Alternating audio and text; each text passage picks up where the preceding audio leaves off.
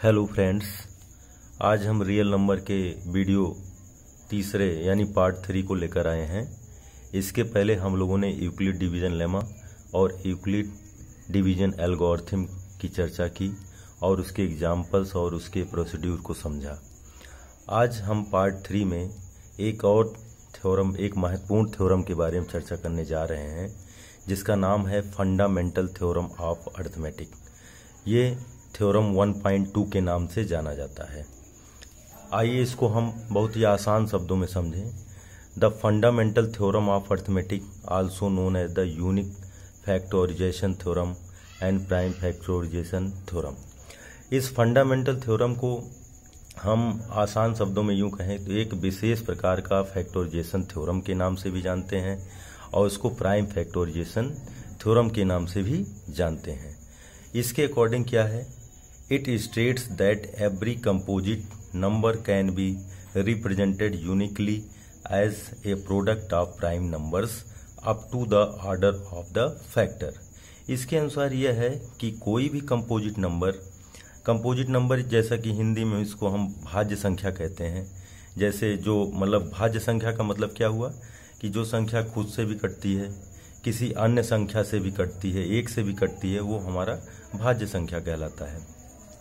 तो कहने का मतलब उसका अगर हम फैक्टराइजेशन यानी उसका जो गुणनखंड किया जाता है, फैक्टर किया जाता है, उसको हम एक प्राइम नंबर के गुणनखंड के प्रोडक्ट के यानी प्राइम नंबर का जो गुणनखंड होता है उसके फैक्टर के रूप में हम व्यक्त करते हैं up to the order of factors.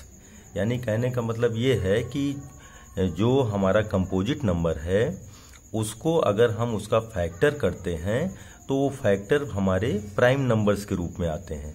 और प्राइम नंबर्स जो उनका क्रम होता है, जैसे 2 के बाद 3 आता है, 3 के बाद 5 या जो भी प्राइम नंबर्स हैं, क्रम के अनुसार उसको हम सीरियल में लगाते हैं। अब जैसे कि हम उसका एग्जाम्पल देखेंगे।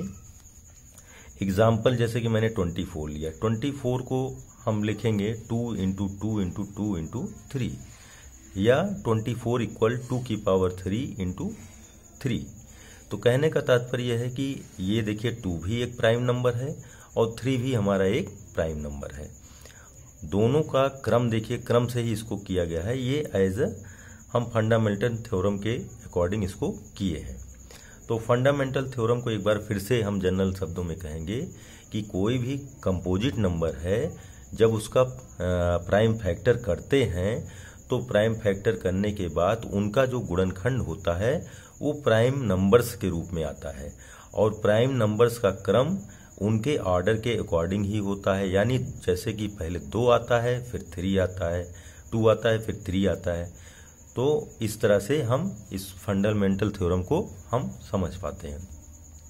इसके बाद हम एक और महत्वपूर्ण फार्मूले पर चर्चा करेंगे। अभी हम इस चैप्टर के जितने भी महत्वपूर्ण फार्मूले हैं और जितने भी महत्वपूर्ण थ्योरम हैं, पहले हम लोग उसको करते चलेंगे, फिर उसके बाद हम एक एक महत्वपूर्ण प्रश्न और एनसीईआरटी के क्वेश्चंस को लगाएंगे। तो अगला हमारा जो महत्वपूर्ण प्रश्न है, क्या कहते हैं उसको, सूत्र है, वो HCF × LCM है, equals product of the number. HCF × LCM equals product of the number. यानी किसी, मान लीजिए 2 संख्याएं, 3 संख्याएं जो भी हैं, उनका HCF और उनका LCM दोनों का जो प्रोडक्ट होगा वो उन संख्याओं के गुणनखंड के बराबर होगा।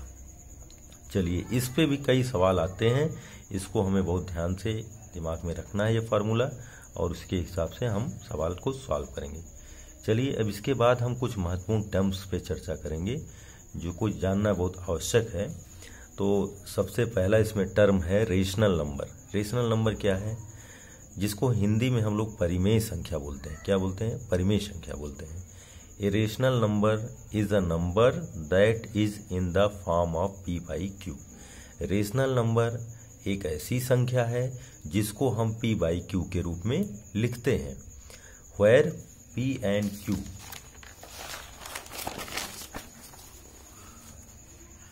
आर इंटीजर्स, जो कि p और q हमारे क्या हैं? इंटीजर्स हैं। इंटीजर का मतलब क्या हुआ? Positive and negative number including 0। अब इंक्लूडिंग जीरो तो बोल दिया, लेकिन यहाँ पे क्यू के लिए एक और विशेष बात बोली गई कि क्यू कभी भी जीरो नहीं हो पाएगा, क्योंकि अगर क्यू जीरो हो जाता है तो वो टर्म अनडिफाइंड हो जाएगा, यानी उसका कोई वैल्यू हमें प्राप्त नहीं होगा। इसलिए q is not equal to zero है। एग्जाम्पल में हम देखेंगे तो सबसे पहला 1/3 लिया गया है, 2/4, -3/7। तो ये पॉजिटिव निगेटिव दोनों हो सकता है, क्योंकि इंटीजर जो है हमारा पॉजिटिव और निगेटिव दोनों ही टर्म हो सकता है। अगला है इरेशनल नंबर। इरेशनल नंबर क्या है? Any real number that can not be expressed as p/q form. ऐसे रियल नंबर जो कि p/q के फॉर्म में नहीं व्यक्त किए जा सकते हैं, उन्हें इरेशनल नंबर बोलते हैं। जैसे कि एग्जाम्पल में है √2। √2 कभी भी p/q के रूप में नहीं व्यक्त किया जा सकता। पाई है, ये भी लगभग में ही होता है, इसको भी व्यक्त नहीं कर सकते। और ये देखिए आपका एक प्रकार से non terminating non repeating decimal है, ये भी इरेशनल में आता है। इसके बारे में हमने आगे एक नोट भी लिखा है, अभी आपको क्लियर हो जाएगा कि जो नॉन टर्मिनेटिंग और नॉन रिपीटिंग डेसिमल होता है वो इरेशनल होता है। देखिए इसमें ये टर्म जो है कहीं भी शांत नहीं हो रहा है, कहीं भी रुक नहीं रहा है, और कोई निश्चित टर्म जो है रिपीट नहीं होते आ रहा है, इसलिए ये इरेशनल में चला जाएगा। तो देखिए मैंने नोट लिखा है, ये बहुत महत्वपूर्ण नोट है, बहुत इसमें कंफ्यूजन लोगों को रहता है। Non terminating and non repeating, इसका मतलब होगा नॉन टर्मिनेटिंग यानी जो रुके ना। देखिए ये डॉट डॉट करके लिखा गया है इसमें आगे कि रुक नहीं रहा है। या आगे मैंने एग्जाम्पल भी लिया है, देखिए यहाँ पे 0.21, 221, 1, 222, 1, फिर उसके बाद ऐसे करके ये रुकेगा नहीं। तो ये नॉन टर्मिनेटिंग यानी अशांत एंड नॉन रिपीटिंग, कोई भी टर्म निश्चित रूप से रिपीट नहीं हो रहा है कि एक निश्चित क्रम में रिपीट हो, ऐसा नहीं है। ऐसे को हम लोग इरेशनल नंबर कहते हैं। अब एग्जाम्पल में मैंने देखिए आपके सामने 2 एग्जाम्पल ले लिए हैं, तो इसमें कोई भी एक निश्चित टर्म निश्चित रूप से रिपीट नहीं हो रहा है, एक निश्चित क्रम में रिपीट नहीं हो रहा है, एक ऑर्डर में रिपीट नहीं हो रहा है, और ये कहीं भी जाके रुक नहीं रहा है, तो ये हमारा चला जाएगा इरेशनल नंबर में।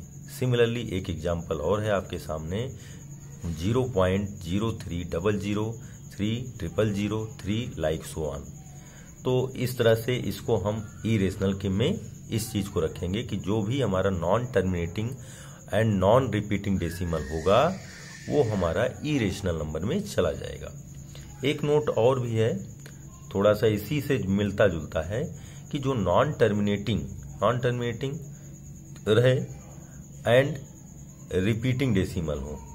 जैसे कि मान लीजिए इसका एग्जाम्पल मैंने नहीं लिया, लेकिन हम आपके सामने यहाँ पे एक एग्जाम्पल लिखेंगे। एग्जाम्पल मैं यहाँ पे नोट डाउन कर रहा हूँ।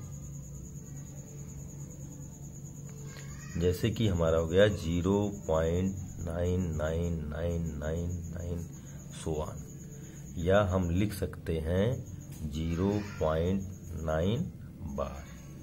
तो ये देखिए ये नॉन टर्मिनेटिंग है, यानी रुक नहीं रहा है। देखिए एक प्रकार से कहीं से रुका नहीं, और फिर उसके बाद ये रिपीटिंग है, इसके टर्म जो है रिपीटिंग है, तो ये हमारा किस में चला जाएगा? ये हमारा रेशनल नंबर में जाता है। ध्यान रहे ये नॉन टर्मिनेटिंग जरूर है, लेकिन रिपीटिंग डेसिमल होने के कारण इसको p/q के फॉर्म में लिखा जा सकता है। ऐसे क्वेश्चन हम लोग लगाएंगे और देखेंगे कि कैसे ये p/q के रूप में लिखा जा सकता है। धन्यवाद।